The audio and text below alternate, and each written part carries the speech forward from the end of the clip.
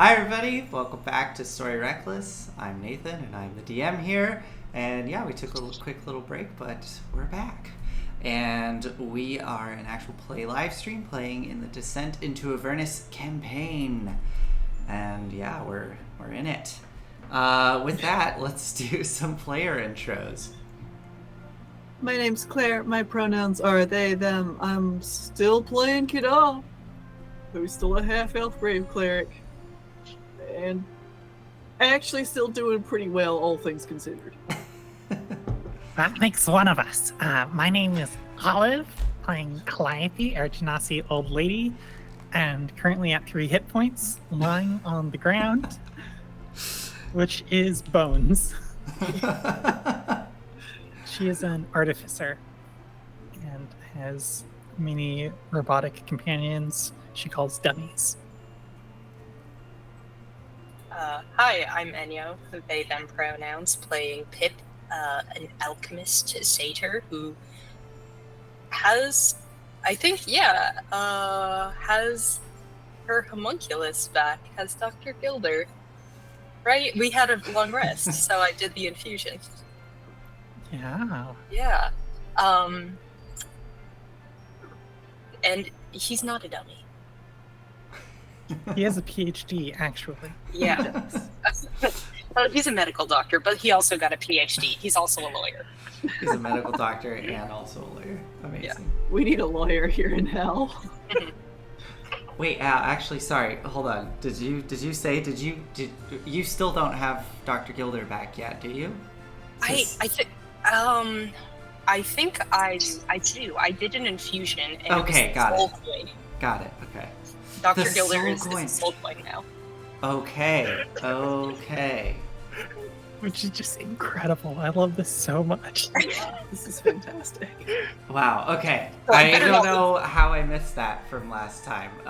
That's It wasn't mentioned. I don't think. No, that's great. I love it. That can come up Did you later. pay somebody with Dr. Gilder and then have Dr. Gilder return Walk to you? away. Yes. That's so weird. I thought we talked about it. Okay, maybe I dreamed it. I'm sorry. Maybe I remember. we did We talk about talked it. about it, but I don't think we said on stream or in game at any point that Got it it. was a thing. Oh, okay. Well, if that is okay, I'll do it. If not, Yeah. then it's No, fine. you can absolutely do that. We'll see what happens now that Dr. Gilder is so cool. Okay. All right. Sorry. Woo. Okay. Anyways, with all of that in mind, let's do a quick recap and then jump right into it. So last we left off, you all had just departed the floating earth moat of Elturel, high above the Avernus wasteland, on an experimental flying machine that Calliope brought you all to in the aviary on Elturel.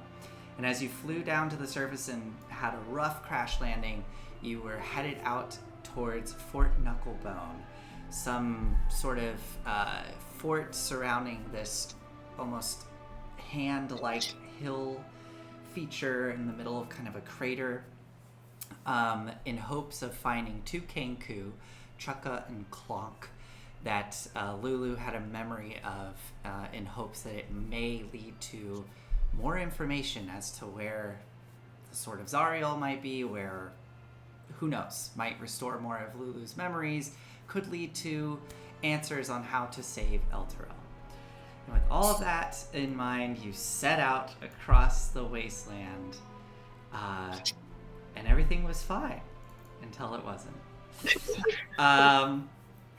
As you trekked across this blasted landscape, and yes, realizing that there were portions where the dust itself, just under the surface, there were thousands of crushed fragments of bone, leaving a perpetual sound of crunching as you walked along.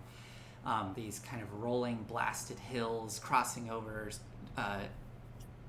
dried out gullies, passing by ancient battle sites full of rusted swords and helms, as well as massive bleached bones the size of houses as you move past them. And at one point, as you were getting close, or at least hoping that you're getting close, Lulu flying up and scouting for you, all of you heard the sound of something humming in the air, and you looked to see two large creatures zipping across the landscape in your direction. You darted for cover under some half-buried ruins, but unfortunately, as Kadam was sprinting down the hill, some sort of small sinkhole opened up, and Kadam's foot sunk into the sand about almost to their knee, trapping them for a moment. Just long enough for these two massive horse-sized wasps with strange mammalian eyes covering their weird insect faces. And these wasps came flying down straight towards Kadam, stinging Kadam, paralyzing them, and then picking them up and starting to fly off with them to some unknown place. Needless to say, this sparked a desperate struggle to save Kadam as you fought off these wasps, and these wasps became very intent on trying to get Kadam as Kadam cursed at them in Celestial, and they seemed to like that, maybe? They were very much attracted to it. But you were able to slay one of these creatures, and the other one, being very injured by all of you, tried to escape, and you used your good old friend Lulu with her incredible flying speed. You asked her if she would be willing to chase it down, and she did. Full force chased down this wasp in hopes of killing it, but unfortunately missed her shot, and the wasp stung her, paralyzing her, and was getting ready to fly off with Lulu. But in the last possible moment, you, Calliope, came riding up on Big Dummy, leapt off of Big Dummy with your lance, detaching it from Big Dummy and slamming it down into the wasp, killing it right then and there. And that's where we left off, with Calliope flopping down onto the dust and the bones, out of breath, panting, battered, and the rest of you slowly making your way across towards, or maybe not slowly, running. I'm running down the hill towards the two of them. Yeah. Your companions running towards you, Calliope, to meet up with you. And I think that's where we're going to pick up, is as Calliope, you're lying there in the dirt, and you can hear everybody approaching, the sound of running footsteps coming across the dust. What do you all want to do? Running full bore at Calliope and Lulu, getting to them and just throwing my arms around them. Oh God, I thought you were goners. They got me there. That's Cure bit sore. At 2nd level on Calliope and 1st on Lulu. Go for it. 2nd level. Well, that's terrible. That's very nearly the worst I could have done. Oh no. That's 8 points to you, Calliope. I choose to believe you healed more, but then throwing yourself on me knocked it down by a couple more points. And then Lulu gets 13. Oh my goodness. At a with lower the first, level. At a lower level. Lulu's almost back to full. Okay. Great for Lulu. Lulu, the small golden elephant, kind of rolls off of you, Calliope, and wraps her little trunk around you, Kadam. Oh, thank you. Calliope, are you okay?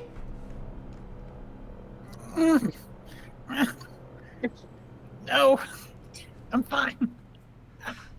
Oh. Give me a second. Oh, that smarts. That smarts. I don't like it down here. Yeah. Pip, you were amazing.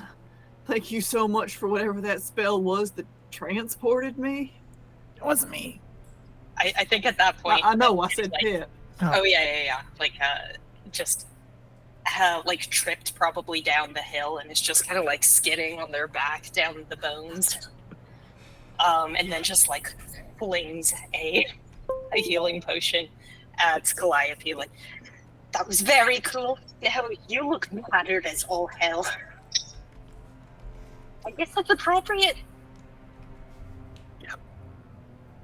Calliope, I don't think is like strong enough to like catch it or something, so it just probably like bounces off of her. She's just like laid out right now. She's on the ground. I will retrieve it and hand it to you, feed it to you. I guess whichever one seems more appropriate. Calliope will like pick it, like rip out the cork or whatever with her teeth and just like glug it, I think. How much healing is that? Is it just a normal healing potion? Or a 2d4 plus 4. 2 plus 2. 2d4 plus 2. 5. Also very bad. There you go. As you finish glugging that down, you hear heavy boots on the dust and bone step up to you, Calliope, and you see the looming figure of Valor standing over you. She extends a gauntleted hand down to help you up. Hey, thanks.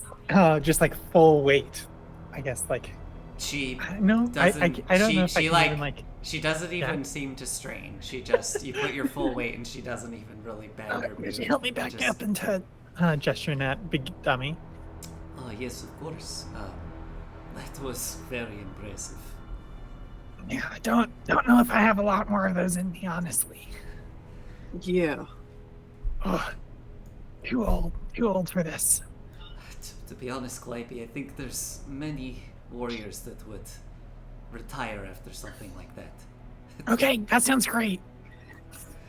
Well, I don't think we quite have that luxury. She looks to you, Kadam. Right? I mean, I could banish you back to the material plane. You could hang out with Traxador. No, I'm good. One more week till retirement. One more week till retirement. Calliope, you can't say that. You know that's a jinx. Right. Yes, I saw this this like performance once, and there was a character that kept saying that, and then they died. And I don't think you should be saying that. Well, I'm sure I'll be fine. Oh, and Calliope just like is collapsed and like laid out in Big Dummy. Maybe like could you bring up the lance? Kind of hook it back up in there. Sure. She'll go over and pick the lance up and kind of look at the Big Dummy, kind of uncertain of how to connect it. Here, look, I think it slots in right there, and I've got a little bit of, a little something to keep it stuck in there. She kind of, with Pip's guidance, slots it in, and it clicks into place, and it sort of, like a scorpion tail, whips back. All right. Do you want to take a breath, Calliope, or should we That'd keep be going? great, honestly.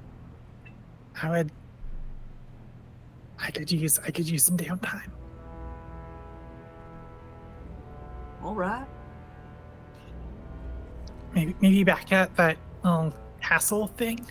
Yeah, the ruin that we found. Yeah. Oh boy. Everything hurts.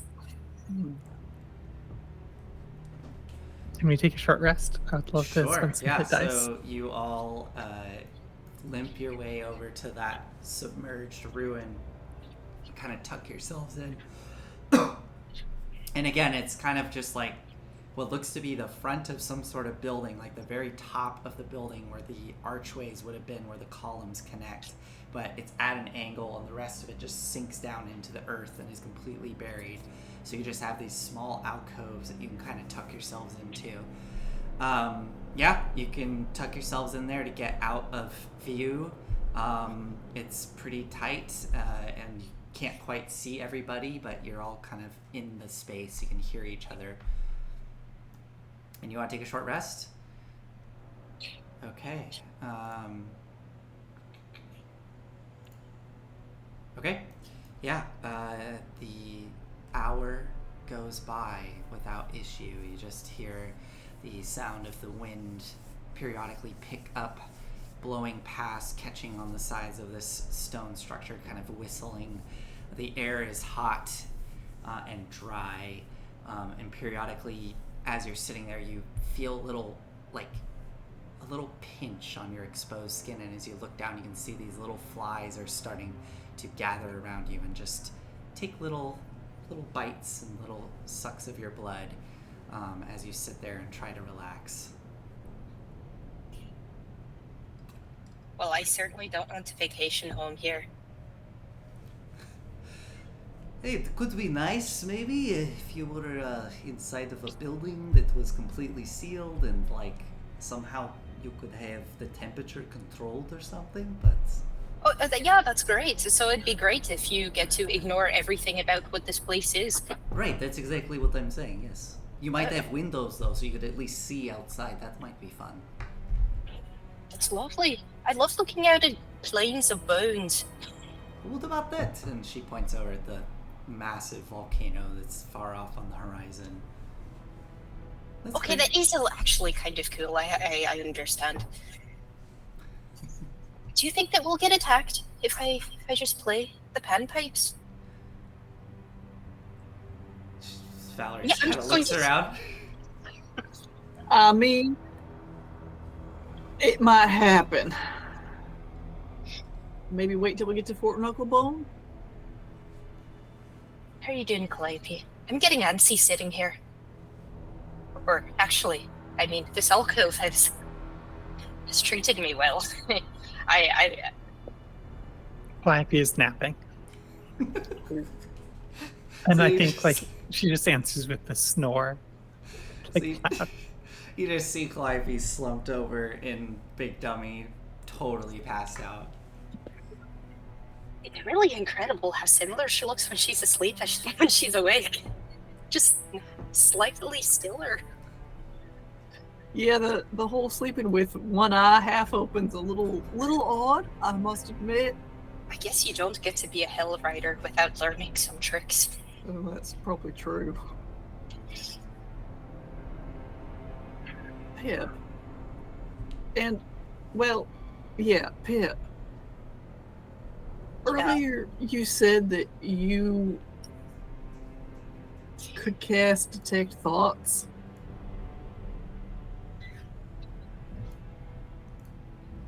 Could you tell me more about that? Well, you see, I bought a medallion. I guess, yes, you weren't with me because you distinctly would have disapproved about it.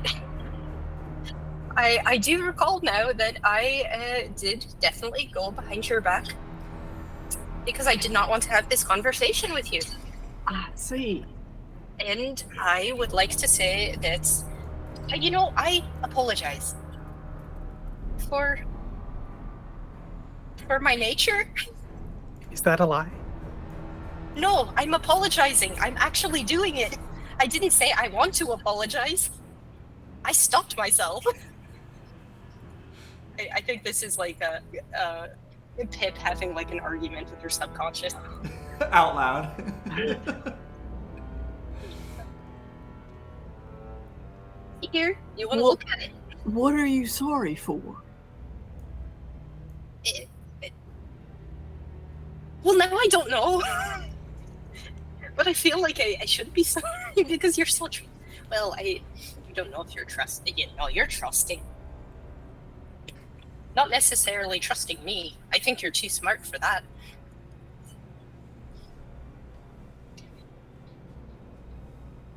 I knew you disapprove. Sorry, go ahead. Oh, I knew you disapprove, and I did it anyway. I see that.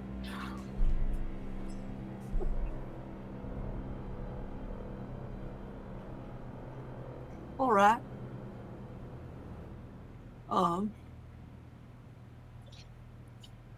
It's been helpful, though, hasn't it? I don't know, has it? Yes, it's been helpful. It's been worth it. The means justify the ends.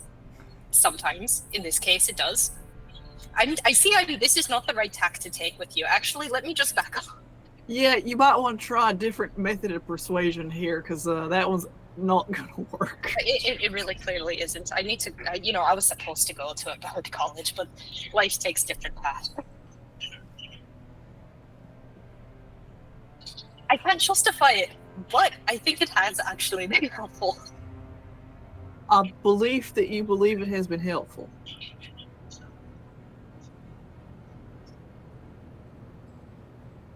Are we good? Well,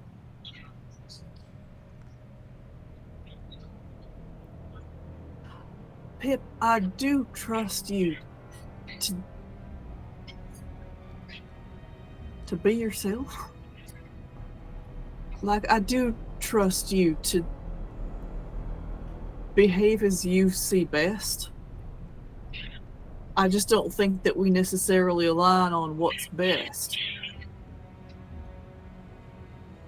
No, of course we don't. And I think that's why we work well as a team. If we're always consumed by moral quandaries, are we actually going to get anything done? But at the same time, we need somebody to be a moral compass. And this way, don't we receive some moderation? About you asking me to be your moral compass, Pip, that's very flattering. I don't know if you have a good idea how deeply flattering that is for me. And that is not something ultimately that I can do for you. I would like to very much. But to take that on would be to deprive you of part of yourself. And I ain't willing to do that. The part of myself that wants to do terrible things, you mean? No. The part of yourself that knows that you ought not to. Well, that's a heavy burden for me, and I don't want to do it. Tough luck. All right. I like this side of you. Standing your ground. I can respect that.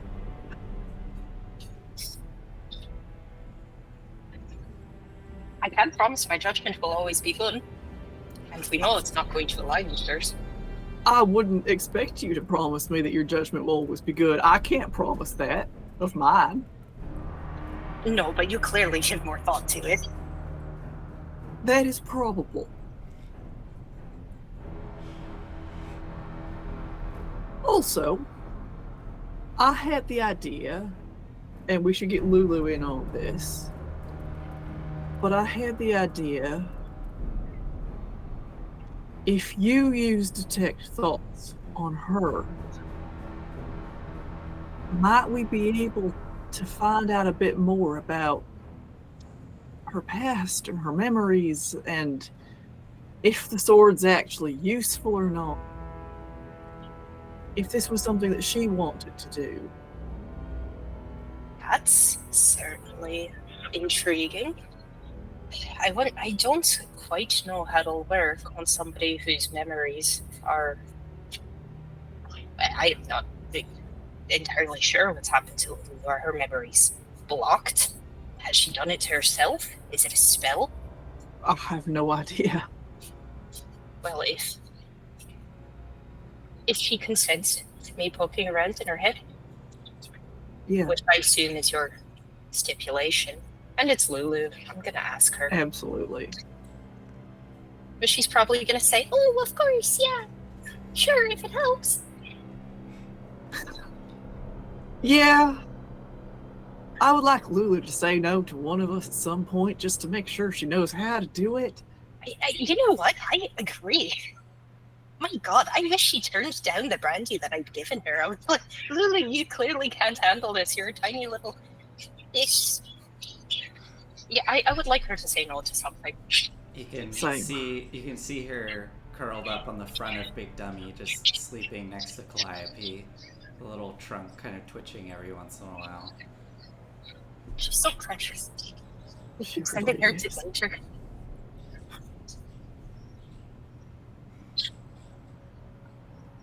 Nathan, can I make an insight check on Lulu?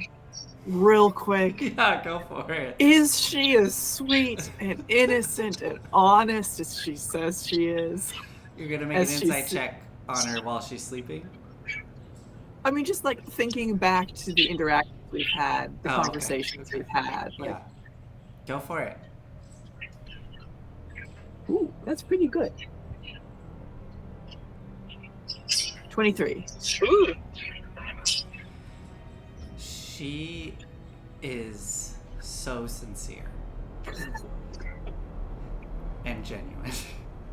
Okay. But I figured. But I think you may have a little bit experience with this, just being a healer. Maybe not as much as some. I don't know how much you've really interacted with like soldiers per se. Maybe some flaming fist. I mean, there are fists in the community. There's This is the outer city we're talking about. yeah, so you probably have actually interacted with, maybe there's, much like in our world, there may have been some soldiers that have kind of maybe fell on hard times and are pushed out to the outer city or things like that, or there's refugees that come in that are not being let into the city. So you've probably been around warriors and soldiers and fighters. There's something in Lulu's eyes at times, like moments of quiet or when she's thinking back on things. You can see that, like,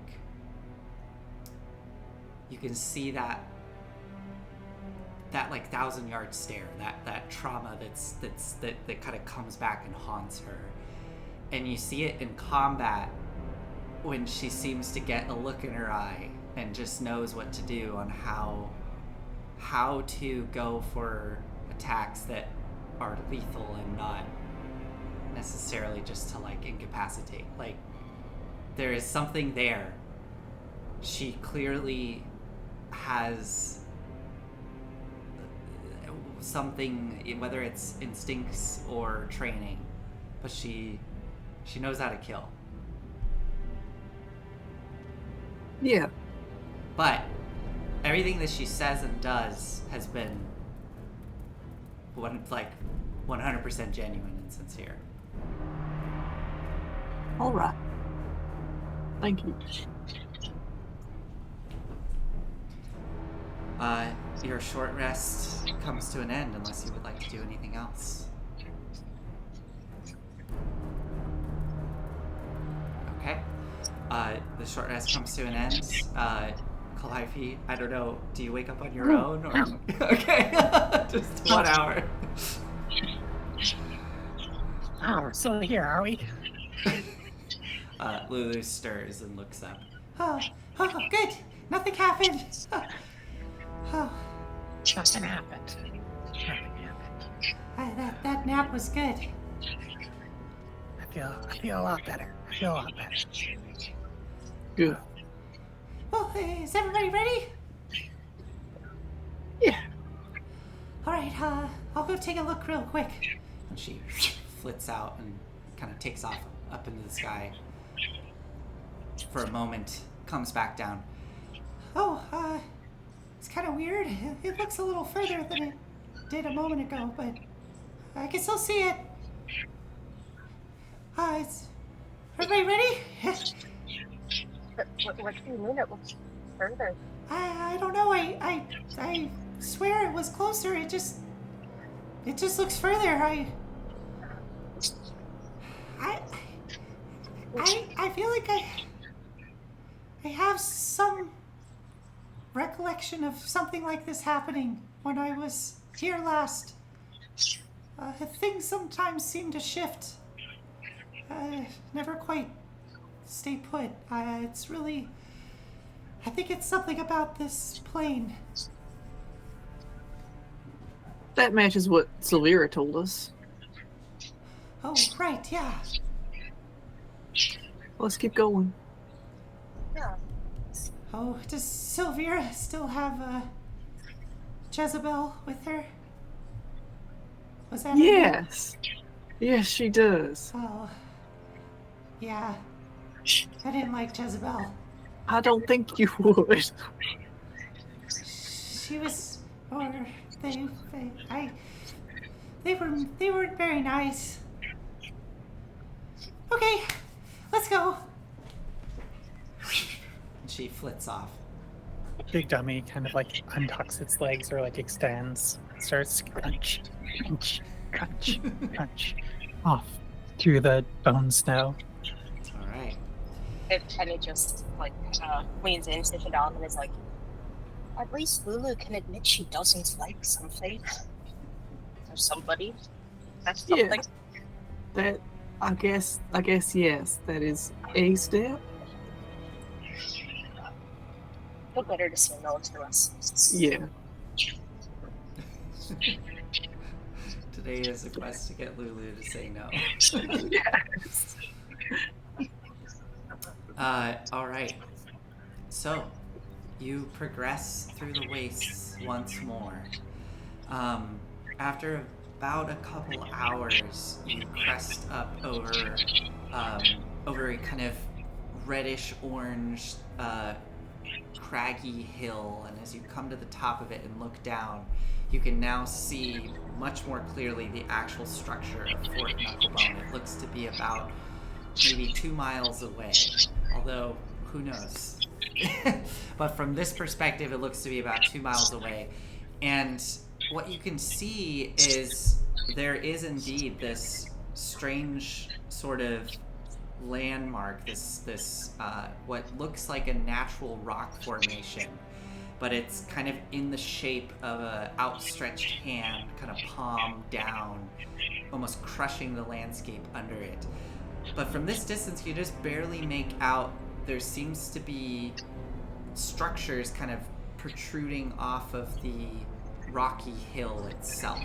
It looks like kind of towards the center of the hill there is a almost scaffolding-like structure, and you can see what looks to be a rickety windmill just gently turning. And surrounding this entire rocky outcropping is this almost chaotic wall. From this distance, it's hard to tell like the material that's being used to make it, but it's not like a perfectly circular or perfectly angular. It's kind of in a jagged mess that just sort of surrounds the rocky outcropping. But Lulu looks back to you all. All right, looks like we're good. I guess fingers crossed that they're there and that whoever's there is friendly. Here we go. And starts to fly down the slope towards the rocky hill. After probably another 45 minutes of walking through the dust, you start to see the wall getting closer and closer, and this rocky structure starting to kind of rise up in front of you. The whole landscape seems to almost like rise upward slightly towards this hill, into a very minor little like flattened plateau, and this wall is built around it. The wall itself, you can see, is as you get within probably a quarter mile or less of this structure, you can see that the wall is made out of just debris. It looks to be like metal hunks and pieces of large bone and stone just haphazardly put together, creating this jagged, imposing, chaotic mess of a wall that surrounds the outcropping. It does appear that there is some sort of what you could maybe call a gatehouse, sort of at the front of where the fingers extend. There looks to be kind of a little bit more of a platform above some kind of opening that goes in, although the opening does appear to be blocked. And you can see there looks like there's some sort of figures atop of this gatehouse, probably about a dozen of them. They look small, probably like gnome-sized little figures that are kind of skittering about on the top. Are you all approaching this just kind of out in the open. Like Lulu hasn't made any move to be, be stealthy or anything. But I'm just checking in with a lot of you. What do you all want to do as Lulu's guiding you towards the gatehouse? Sneak. You do want to go stealthy? Okay. I mean, that's how I'm leaning, at least at the moment. Yeah, what's the plan here? Are we sneaking in, looking around for any sign of any Kenku? Well, go ahead.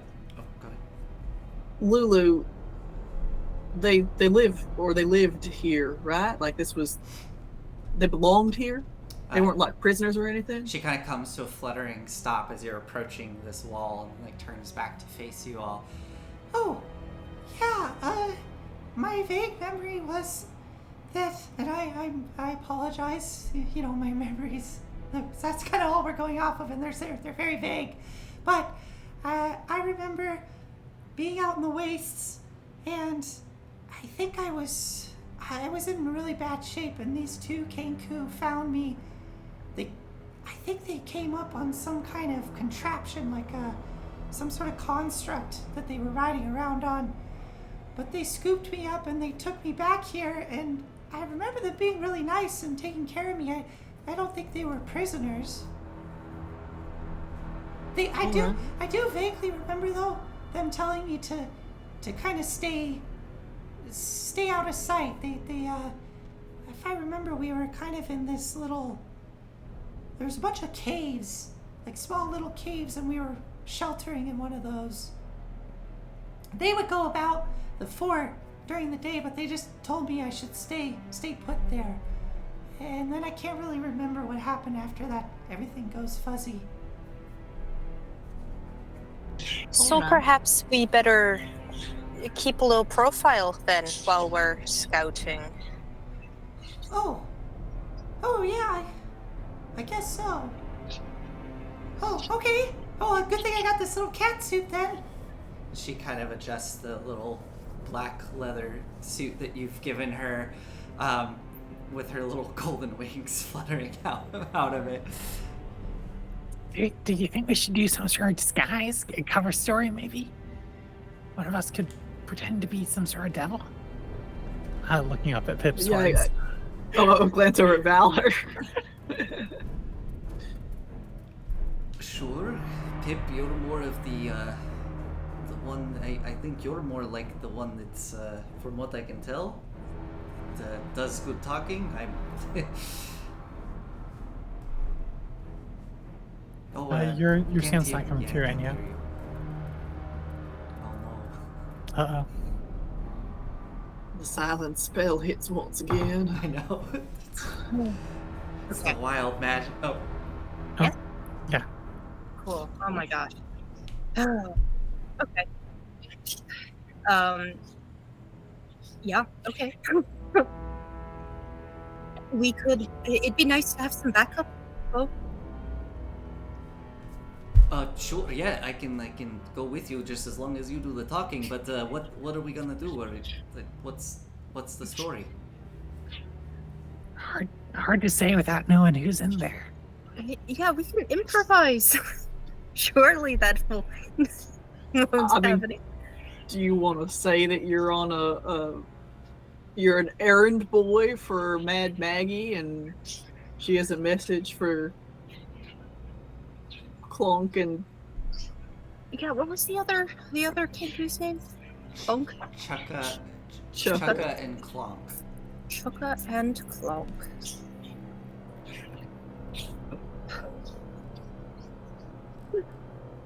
Yeah, let's do it. All right. So is everybody going to be coming with us, or just the two of us? I don't want to leave the two of you alone. So we're like your bodyguards, your entourage. Your minions. I can be your minion. Prisoners? Yeah, minions. Or, I actually, considering how the last time you tried to be stealthy worked out, I think it's best that we just have a cover story and go in plain sight.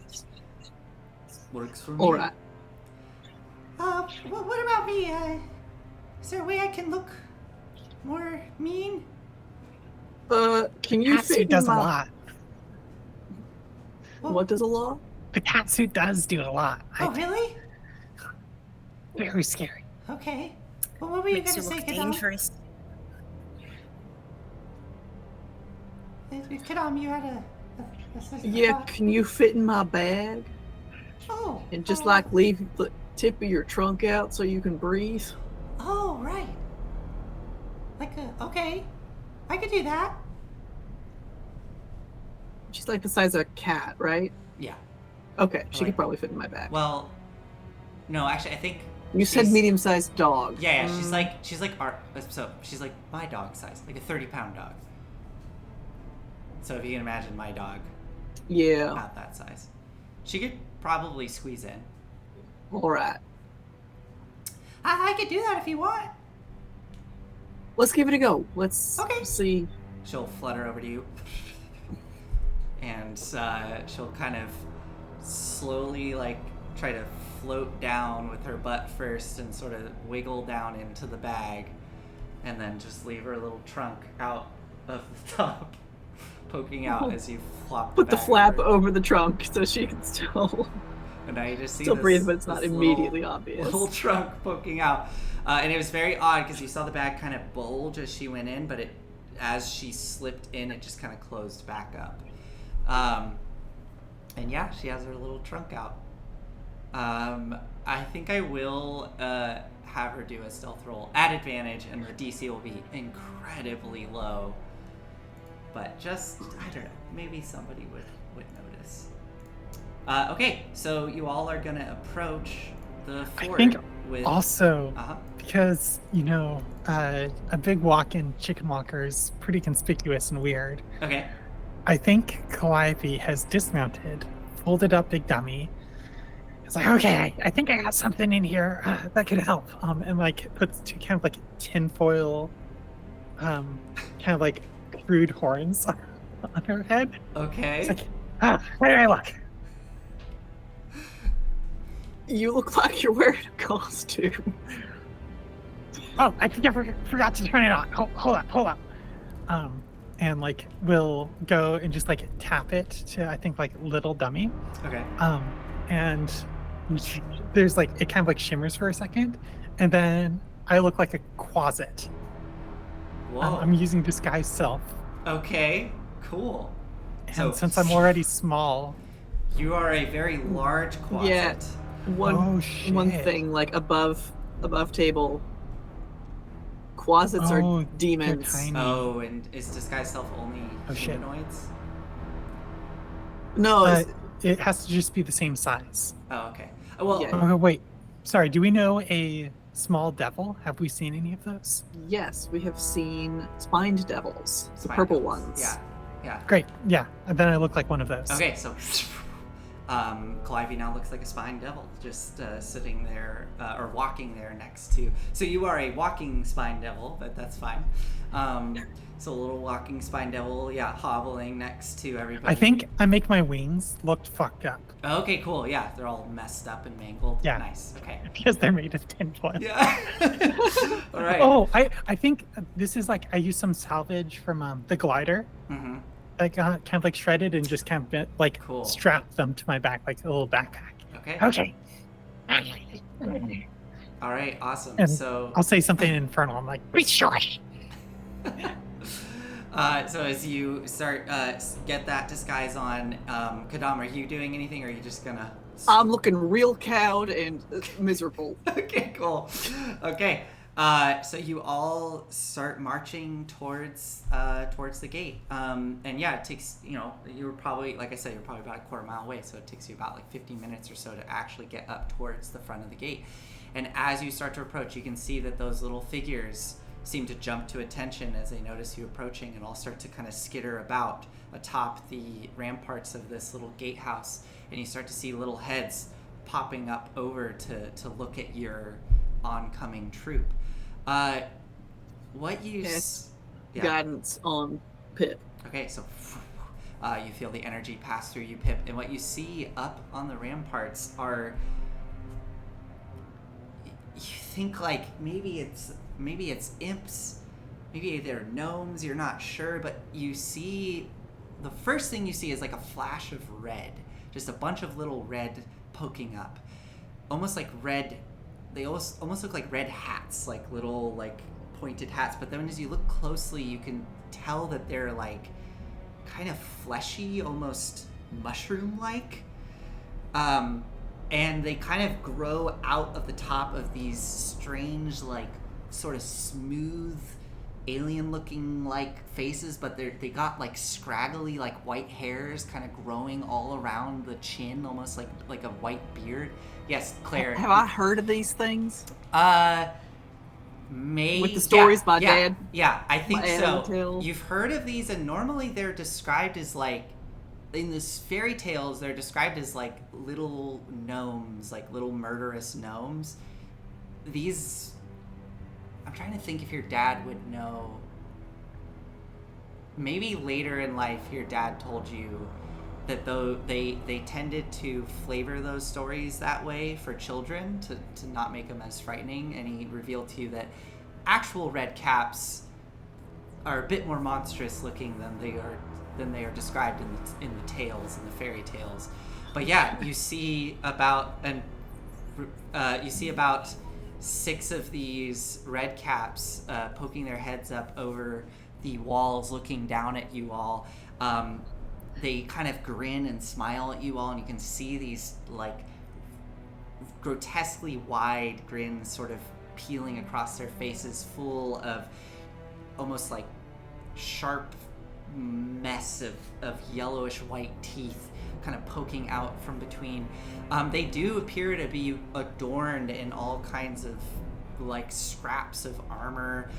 Many of them have like full goggles on to like protect their eyes. There's one that is has only one eyepiece of a goggle, and the other eyepiece is just completely missing. And you can see it has this like way too large of an eye for the proportions of just kind of bulging eye poking out, just looking down at you all. Yeah, they all look down at you, and one of them kind of glances over at the others, and they sort of whisper to each other as you're approaching, and then the other one looks back at you all. Hey, what's your business? Oh, hold on. So, Pip has had experience with these guys before, correct? With red caps. Yes, yeah, in the Feywild, yes. You have. These little schmitz. All right. Show some respect. They all start giggling on top of the wall. In the name of Mad Maggie. One of them looks up and kind of cocks its head. What? What you doing? What are you talking about? I am here on business for Mad Maggie, so you better not get in my way. They all like look back and forth between each other, very confused, and then just. Who's this one? What's your name? It's none of your business. All you need to know is that you need to. You can clear the way, or else we will clear you. Oh, these ones got fighting them. Well, if you want in, then what's the password? If you know Mad Maggie. I'm gonna cast my last detect thoughts. Okay. Go for it. Yeah, so I think I get, what is it? I get all of the surface stuff, and because the red cap just said what's the password, that should be the surface level thing now, right? That's fair, yeah. What you get on the surface level is you focus on that the one red cap that's been talking to you all, and that phrase goes out, and you focus in. The thought that crosses the mind of this creature is, we don't have a password. This is so dumb. I can't wait to see what this person says. And they're all kind of like giggling and like looking back and forth between each other, like expectedly and excitedly. Come on then! Another one shouts out, Yeah, what's the password? Oh, goodness me. The password. Oh, you've caught me out. Oh, how terrible. I don't know what it is. The password is get the fuck out of our way. Get out of here before I start shooting. And then pulls out the pistol. Just pull out the pistol. Go ahead and make an intimidation roll for me. Plus Is a Valor D4. standing behind me intimidatingly? Yeah. Cool. Yeah, you God. had a D4. Intimidation. Oh, God. Can I say this is a performance? Okay. Yeah, This that's is fine. Very much intimidation. Pulling out a gun and saying, Yeah. move or I'll shoot you. Okay, hold on. That's a +4. Add the D4. We'll see. Let me see. ¿Dónde está?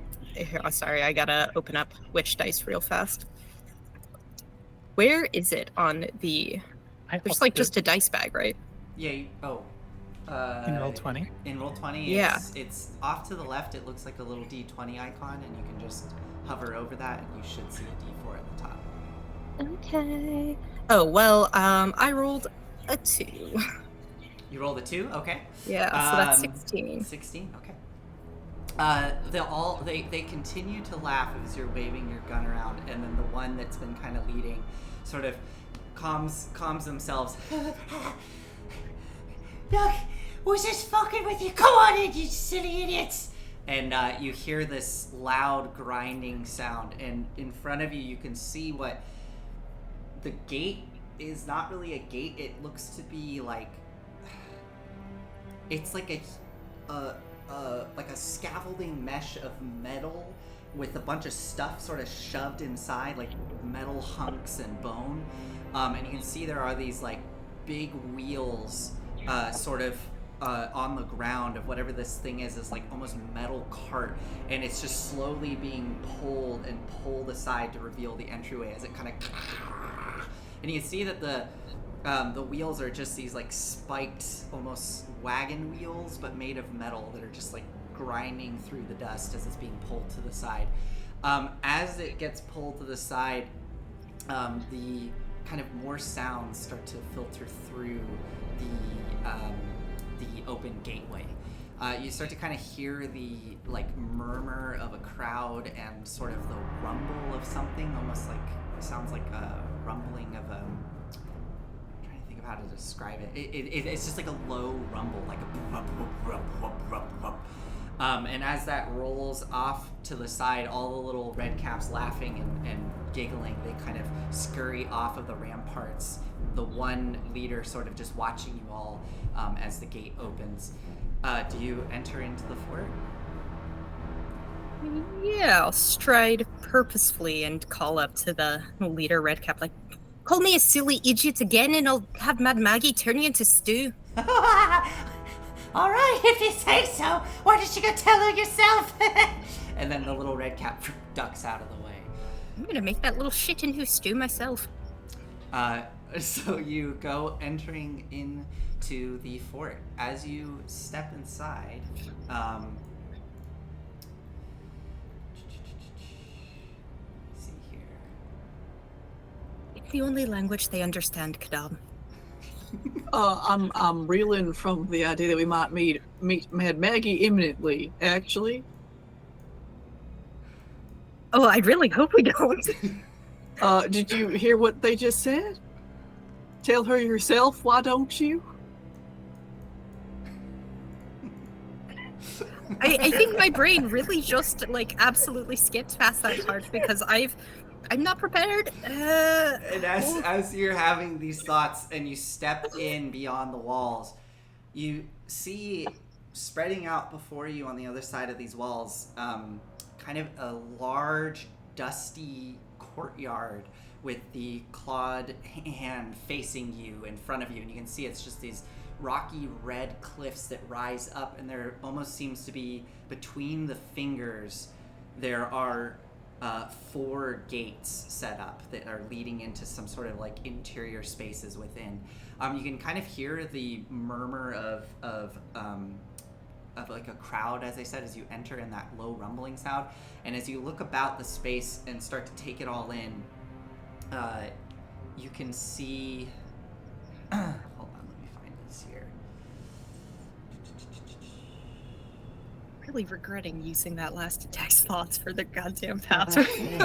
You can see off to the left, there. From your perspective, being in favor, and the only way I can describe it is there are like 3 of these massive metal carts, but they have all sorts of things on them. Now, to describe it for our eyes, they look like 3 giant metal, like, tanks almost, but without treads. Like, they have metal, like metal wagon wheels, essentially, with spikes. These are 3 huge infernal vehicles made of infernal iron, and that low rumbling sound you can hear is coming from one of them that just seems to be idling. There's some sort of churning, like, Calliope, you start to pick up on it right away. This is some sort of big construct, and it's being powered by something, as it's just kind of and they're all covered in what look to be like, at the front, there's like massive spikes that jut out. One of them on the back seems to just have what looks like a giant flail just dangling off the back. Others look like they have ballista set up on the sides of these infernal machines. And one of these machines that's sort of sitting closest to you, you can hear some of the murmur of folks talking to each other, and it looks like there's a group of individuals kind of posted up on this one war machine. And what you see is a large, like, boar person, like a humanoid boar, huge, like, warthog-like head with a big old warhammer strapped across the back, and this individual is just kind of lounging on the back of this massive war machine with the flail dangling off the back, and it almost seems to have some sort of, like, grinding mechanism at the front, just tearing into a huge honk of meat, just and scurrying about at the bottom, you see 2 more of these boar humanoids that are lifting barrels and crates up into the war machine, loading it up, and there appears to be some, like, rat folk that are skittering about, loading up smaller supplies into this war machine. Off to your right, you hear a commotion, like someone shouting out and berating someone, and you can see what looks to be a bunch of red caps that are skittering away, kind of like and cursing and shouting, and there's just a flaming skull hovering above them all, shouting, like, curses down at them and berating them, and you can see that there's a big sealed, like, terracotta pot that has this thick, like, wax seal on it that these little red caps have dropped and are scurrying away from, and this skull is, like, berating them. The last thing you kind of see far off in the right-hand corner, closer to the hand itself, there is what looks to be like a fox person who is talking to a humanoid that's, like, got chains just, like, wrapped all around them, their arms, their legs, like they almost look like their clothing is made of chains, but you notice that the chains seem to be slightly just moving and snaking across their body, and these 2 individuals are just conversing with one another off in a corner, and just behind the chained individual is a smaller war machine with what looks to be only 2 wheels, and it's kind of resting almost like on its side. And that's kind of the denizens that you see here. You can see there are other denizens that are kind of moving into the far left-hand archway of the hand. They seem to be kind of going into some space in there, and you can hear sort of sound, maybe music coming from that archway. And there's 2, you notice there's 2 little imps sitting above the little outcropping above that archway, just smoking a hookah that's set up on this rocky ledge, and they're just, like, lounging there smoking this hookah. Final thing that you notice in terms of sound is there is a lot of cacophonous sort of, like, clatter and banging coming from kind of the archway directly to the right of that one where people were streaming into. And there seems to be the sound of kind of, like, almost like caws and chirps coming from that archway. So that is what you see as you enter, and the little leader Redcap pokes their head over the other side, looking down at you all. Well, welcome to Fort Knucklebone. And just skitters off with the group that was watching over the wall, and they kind of go and push themselves up against the wall to look back out over the waste of Avernus. So, what do you want to do? These infernal war machines instantly get Calliope's attention. Oh yeah, and And I think there's like other ones throughout the yard. These are just the ones immediately that you see. as soon as I get a chance, I'm gonna kind of be like, and kind of like, I want to investigate one and kind of figure out what the deal. Oh my god, it is a motorcycle. Oh, whoa. Real quick, Wow. I want to give a shout out to. Let me send us over to the so they can see. I want to give a shout out incredible. to Reddit user Pog S, I think, or just Pogs, but it's the S is capitalized. This was a map I found on Reddit, and yeah, it's awesome. It's a little map for Fort Knucklebone, and they have a Patreon. I'm gonna put the link in chat if y'all want, if people want to check it out. Please do.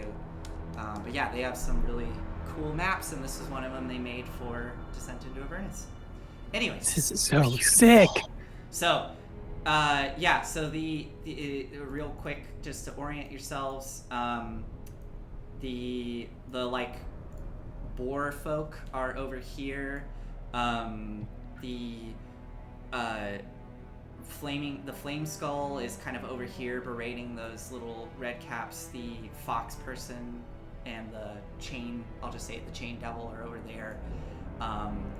That seems to be where the music is coming from, and where the imps are sort of sitting above the archway, and then the kind of loud clanging sound and what almost sounds like crows cawing or bird calls is coming from this archway here. But yeah, Calliope, so you wanna do you want to go over to one of the war machines? Are you gonna go to the one where the like boar folk are sitting, or do you want to go to just like an unattended one? I think an unintended one. I just want to know what powers it and how do you drive it?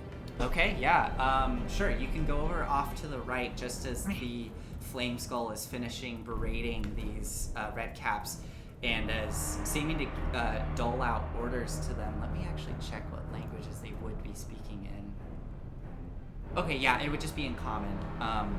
So as you're approaching, you can hear the flame skull. What is the flame skull is shouting?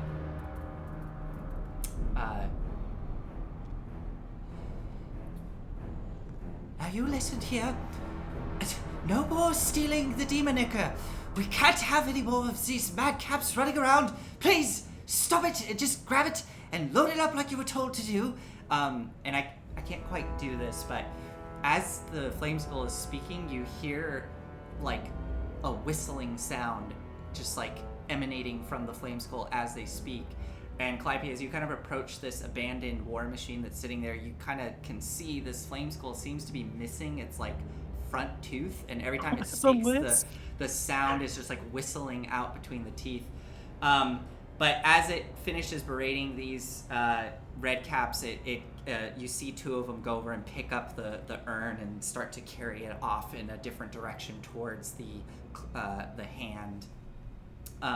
And the flame skull starts to follow them, so continuing to berate them. But you approach this machine, and this one seems to be like super worn down. Like this is essentially non-functional. It's just like a scrap.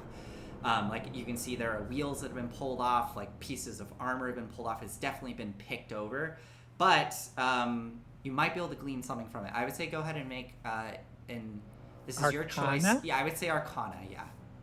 Yeah, Arcana always. 25. 25. Okay.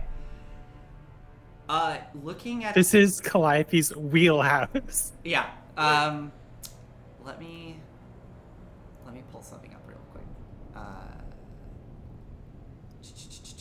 Here we go. Infernal War Machines. If you steal it, it could literally be Calliope's wheelhouse. Hey. All right. So this one looks like it. As you start to pick over it and look at it, this one looks like it could probably hold about 4 individuals. There's essentially like what looks to be a main pilot seat at the front. And it does look like the operation of this it's different than Big Dummy, but you can see some of the same principles. It's definitely different though, because Big Dummy is a bit more intricate than this. This looks to just have essentially like a way to accelerate it, a way to slow it down, and a steering apparatus. Now, what that looks like, what does it look like? I think on this one, it's probably like literally like horns have been used to create the wheel. And to accelerate is just like a huge like crank that you just like, or a knob that you just like push forward or backwards. And it does look like there are there is like a pedal down at the bottom of some kind.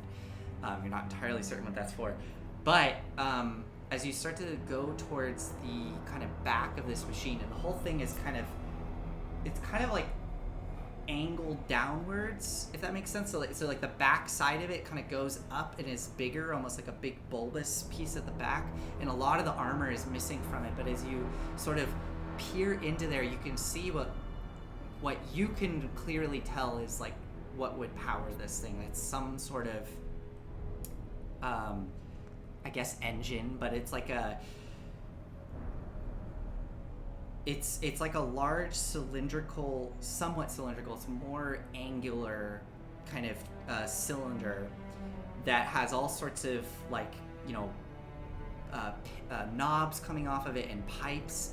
And what you notice is that down towards the kind of bottom where one of the operators could easily access it, there is a slot. I was wondering, is it a coin slot, perhaps? Soul coin. Oh, weird. You also notice, though, that there is off to the side of it what looks to be some sort of like cap that you can screw, and there is another intake. So it's with a 25, you gather that you might be able to utilize different fuel sources. I see any like residues of demon ichor, perhaps? Exactly, yeah. Actually, with the 25, you do see residue of demon ichor kind of dried around that edge of where the cap is. So it looks like this thing could either run off of demon ichor or a soul coin. Or both. I'm just gonna give like a little like demon like and like scuttle back to the group. What are the two of you doing as Calliope is completely like just like tangent over to this like husk of a war machine? What do the two of you do as Calliope does that? Pip sees Calliope and is like, oh, we have to stick together, otherwise this isn't going to. Also, I want to steal it. I'm not going to necessarily right now, but that is the overwhelming desire. Kadam? I would love to do some kind of check to see just how much I know about night hags and all of the various people I see around here, particularly the fox person and the rat folk. Okay. Let's start. I'm gonna give you the rat folk for free. I think. Are they were-rats? Yes, they are were-rats. And as kind of like a logical jump for that, you suspect that the boar folk are likely were-boars. All right. So that. How does lycanthropy work in Avernus without a moon? It's a good question. We could ask. But they are here. So yeah, it looks to be 3 were-boar and 2 were-rats that are loading up that infernal war machine. For the fox person, that would either be Arcana or Religion. I'll take Religion. Okay. That is exactly average. Religion, where are we? 14. 14.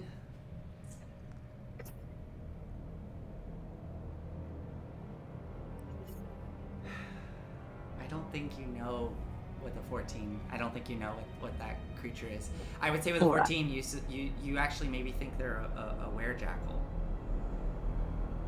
They kind of look like maybe maybe, like I don't know. They maybe just like the people at Dusk Dune. Yeah. Amber Dune books. Yeah, exactly. Just all right. It doesn't quite look the same, but I mean, hey, you've only met a small group of were-jackals, so yeah, could be. And then night hags in general. Ooh, night hags in general. I mean, yeah, I would go ahead and make a separate roll for that. Religion or Arcana. 15. 15 for religion. Hags, generally speaking, are always portrayed and told about in very negative light. They are all the stories revolve around them just reveling in misery and creating misery and doing everything they can for bad times. Night hags specifically, I would say that maybe there's something with your dad, again, telling stories about elven culture and the Feywild. You would know that night hags, pretty much all hags are Fey creatures, but at some point in the kind of cosmic history of the universe, hags found their way into the lower planes and went through a metamorphosis, or I don't know how your dad would have put it, would have said like something like they changed and became more fiendish. So they are hags, but they are, I don't know, seen as fiends instead of fae. Okay. And that they like to collect souls. I'll say that. Okay. You know that basic sort of fact. Okay. All right. So Calliope, you finish looking that over and scurry back to the group. What do you all want to do next? I think being a spine devil's really bringing out a side of Calliope. Oh, that's right. You're a spine devil. Oh my god. I'm a spine devil this whole time. Literally a spine devil, just like running over there, like. I think I like lemur, kind of like. Oh my god. I think Pip was like really leaning into it and acting as like the overseer, just being like, "All right, I want you to get the blueprints of it. Awesome. Come on, chop chop." Yes. I'll pull out some paper and like start just like scribbling on it. It takes vinegar or soul coins to be powered. You know, I actually knew that. I think I did. I've seen this before. Not in its entirety, but I've seen these wheels. I've seen those vending machines. Of course I have. Knowledge impresses us all, Overseer. Yes, thank you. Do you have a spine devil name? You look like a little... Legend. Legend? Just a little... Okay, fine, legend. Yeah, whatever. Do you want to like... Follow the bird noises? Yeah. Follow the bird noises. Okay. I will let Pip lead. Okay. So you head off across the yard towards the bird sounds. As you approach that archway, you can see that leading into that portion of the hand, you notice that each of these archways, they kind of lead into like, you know, the back side of the fingers, and inside, as you approach, you can see it's some type of like workshop or repair shop. There's like dozens of spare parts that are pushed off to the sides. You can feel kind of heat coming out of this archway as you approach, and you see what look to be like sparks periodically, like inside of this essentially like darkened garage, which does have some light, but there is this cacophonous sound of like chirps and caws coming through, and as you step in through the archway into this kind of cavernous space, which looking up above, it is kind of open to the sky, albeit a little bit enclosed. Like there's some awnings that kind of poke out at the tops of this, at the tops of the cliffs of this little garage area. But the walls themselves, you can see probably a dozen, maybe a little more, alcoves running up the sides of the cliffs, and there are stone ladders carved into the cliffs themselves, and each of these little alcoves seems to be adorned with like awnings, and there's like bits and bobs that are kind of dangling from string, like bones, and flecks of blue and red and gold sort of jingling and jangling throughout this space. And as you enter, you see probably 3 or 4 like various bird-like heads sort of poke out of some of these alcoves and kind of cock their heads looking down at you as you enter, and you can kind of hear that cacophonous sound sort of ripple throughout the space as you enter, just echoing through this space.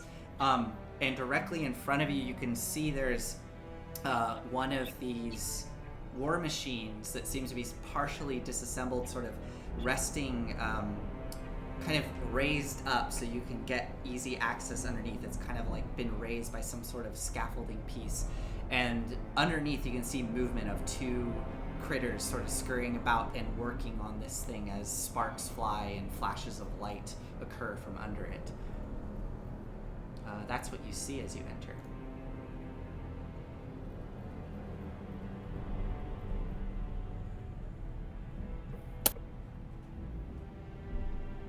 Okay. Just.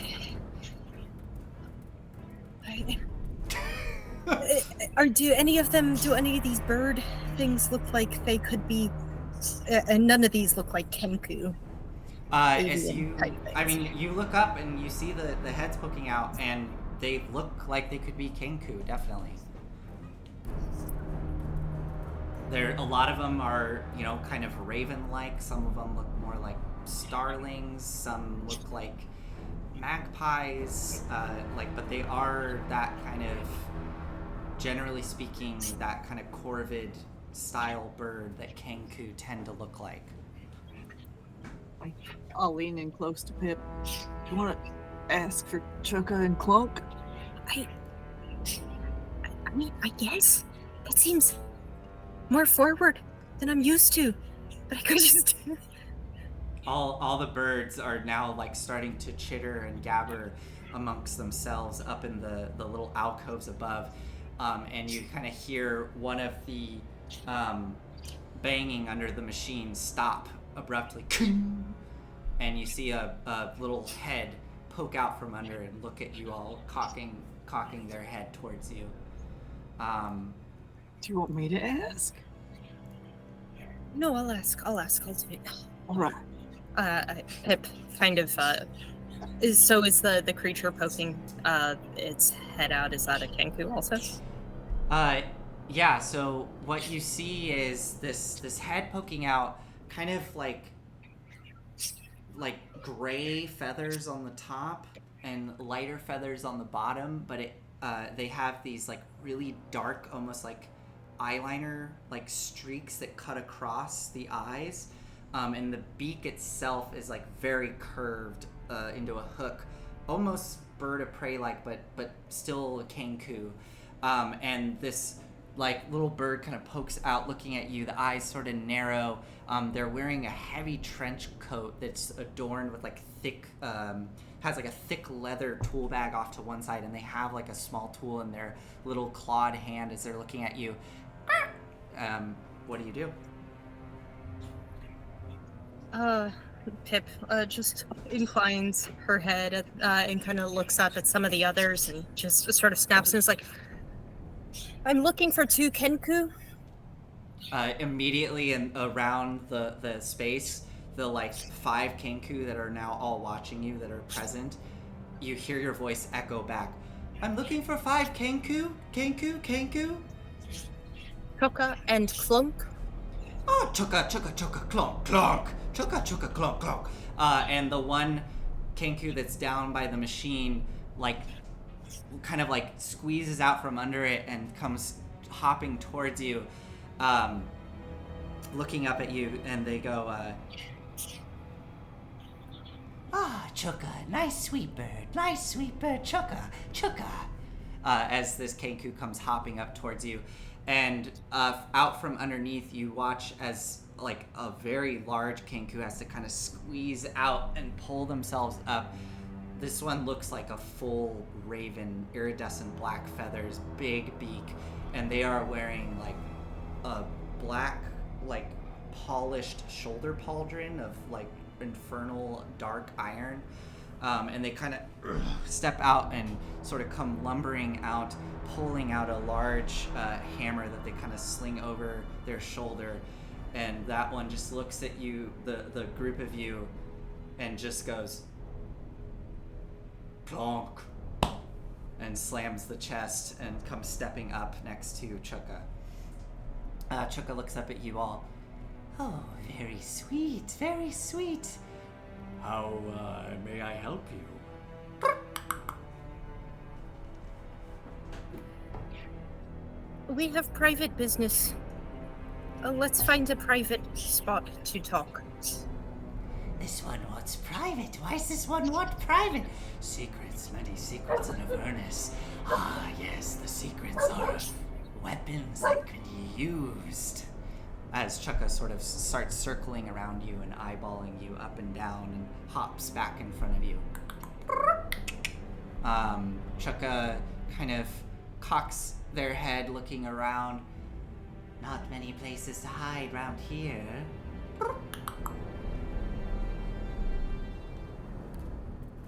We believe you've done it before.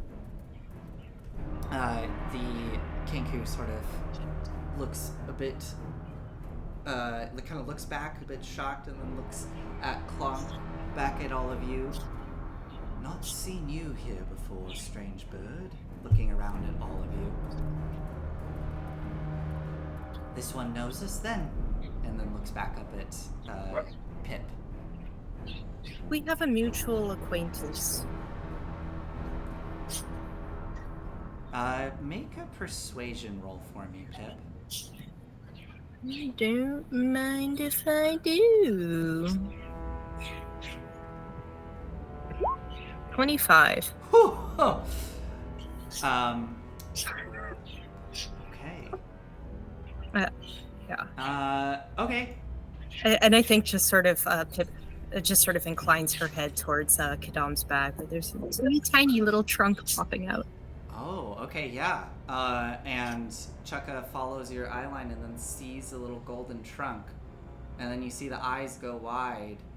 And then Chuka kind of cocks their head and then looks back up at Clonk and gestures. Clonk looks down and the feathers kind of ruffle up and then back down. Chuka looks back at you. Come, my sweet birds. Let us go to the demon grinder. And Chuka starts hopping along, gesturing to you. Chuka, and by the way, Pip, when that voice came out towards you, you immediately recognized it. As Chuka goes skittering off out of this archway, Clonk kind of lumbering behind. Do you follow? Yeah, and I think Pip also repeats that phrase in the same voice back to them. Okay. They both kind of look at you a bit shocked, and one of Chuka Like goes. it's hard. Chuka goes. Damn Kenku. So good at repeating everything. And then goes hopping towards the towards the kind of direction you came, where that decommissioned war machine was, but next to it, which Calliope, I guess you would have seen it, but maybe you didn't approach it because it was maybe a bit intimidating, and all the little red caps were kind of scurrying around it at the time. But these two birds lead you towards another war machine parked in the corner there. This is a colossal war machine towering far above you. Let me see here. It has 6 wheels, each of which looks like a massive metal saw blade. At the front of it, it has what looks like insect legs, teeth, like this horrible maw of extended out teeth and legs that kind of extend out the front of it.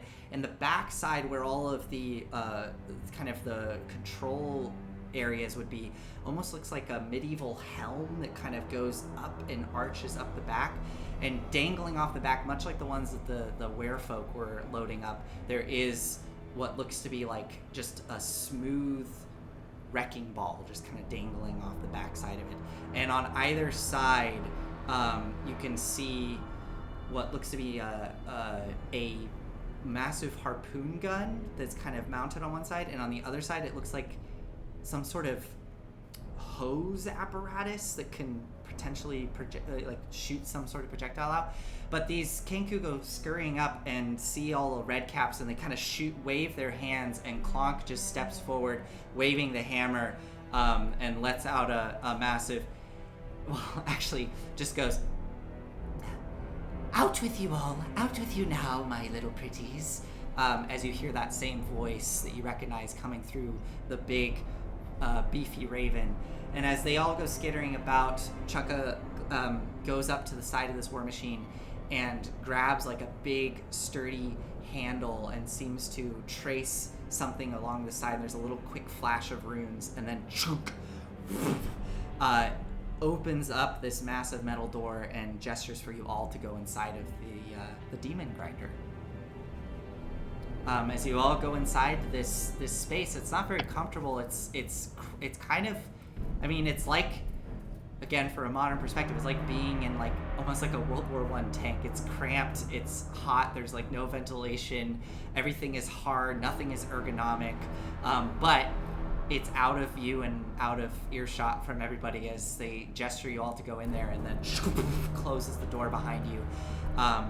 Everything goes into darkness, and you hear some like sort of bits and bobs being pulled. Kadam, you can see them operating levers. I will cast light. Oh, light onto fills my the room, fingertip. and the two birds sort of look over and go, and kind of shrug as they were operating some gears. And just as that happens, the Chukka kind of steps away, and then Clonk just kind of lets out a sigh and grabs one final lever and pulls it, and then a bunch of lights go and illuminate in the space. You can see little crystals embedded in the ceiling. And Chukka looks over. We have air conditioning on here too, in your lovely demon grinder. Chukka, I'm afraid not, dear. and then Chukka looks towards you, Kadam. Oh, hello. My name's Lulu. As the voice of Lulu comes out of Chukka, and the little trunk kind of shoots up. I'll open up. And Lulu pulls herself out and looks around this space as the two birds sort of excitedly like stiffen up and their feathers flare out, and they let out little as they see Lulu coming out of the bag. We are at 9 o'clock. I think we should probably end there. And we'll see what happens next time.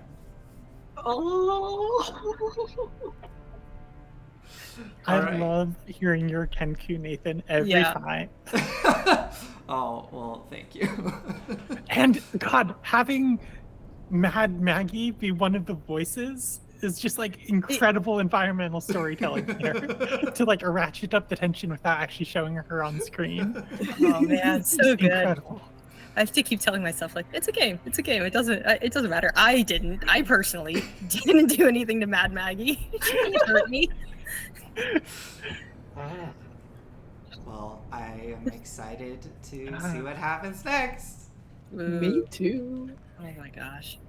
Nathan, for future reference, would you say that these contraptions are being worn or carried? Sorry, the what? These, like, would you say the demon grinder is Okay. being worn or carried? Answer carefully. Worn or carried? Isn't it like a tank? Yeah, I How- mean, Yes. this thing is huge. So it's just an object. It's an object, yeah. Oh my god, oh no, Oh, what are you? no. Okay, just wondering. I think I know where you're going To with be- this. this It's thing a really is- good idea. This thing is a gargantuan vehicle.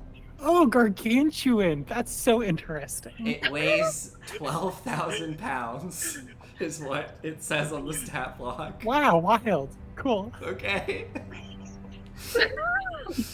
I cannot wait to see where this line of totally unsuspicious questioning is going. No one's hero and I are thinking along the same lines, at least. God, I'm missing. So I have ideas flashing through my head, but I'm like, Okay, it probably won't come up. well, anyways. Gargantuan, you say? Oh my. Oh my.